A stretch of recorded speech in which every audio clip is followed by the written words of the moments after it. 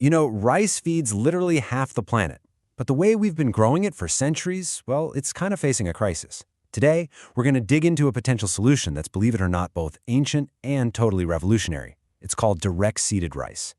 Could this old-school technique really solve some of modern farming's biggest headaches? Let's get into it.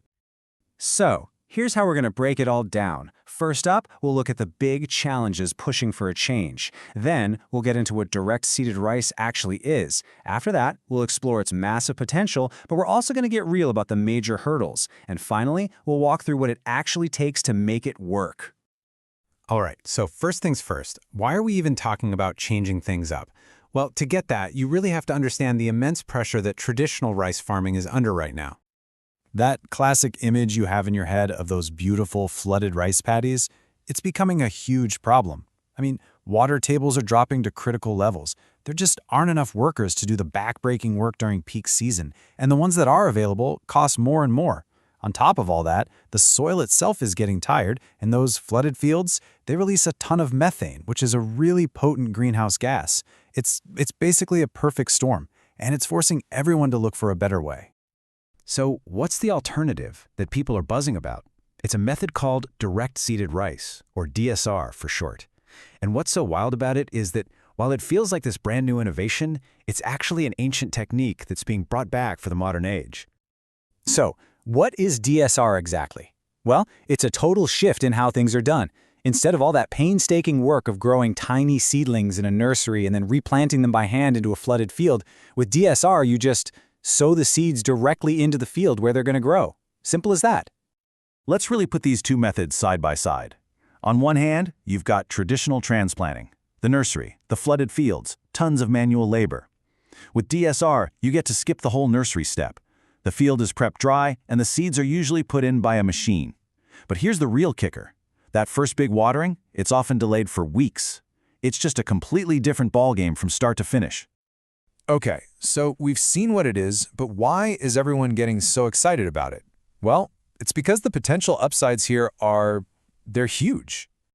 Let's just talk numbers for a second. With DSR, you could cut water use by up to 20%. That's massive. It also slashes the need for labor, which is a huge deal when workers are hard to find and expensive.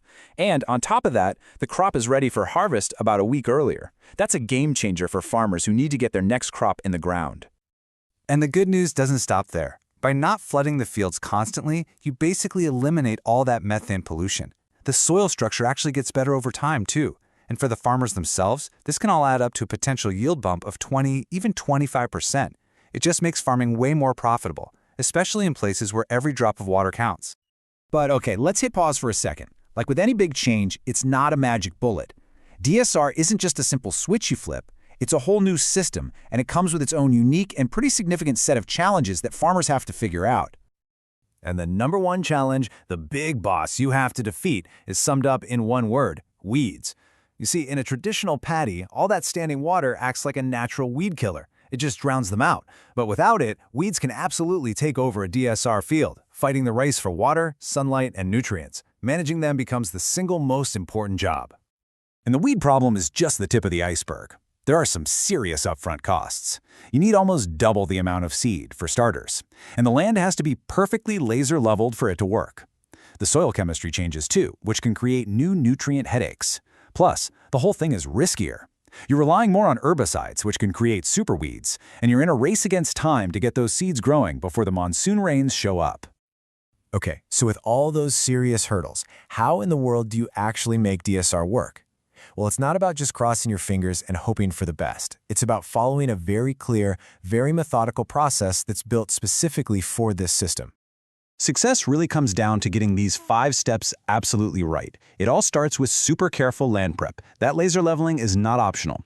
Then you have to pick the right seeds and plant them at a very specific depth. Water management becomes this delicate dance of keeping the soil moist but not flooded. Weed control has to be aggressive and perfectly timed.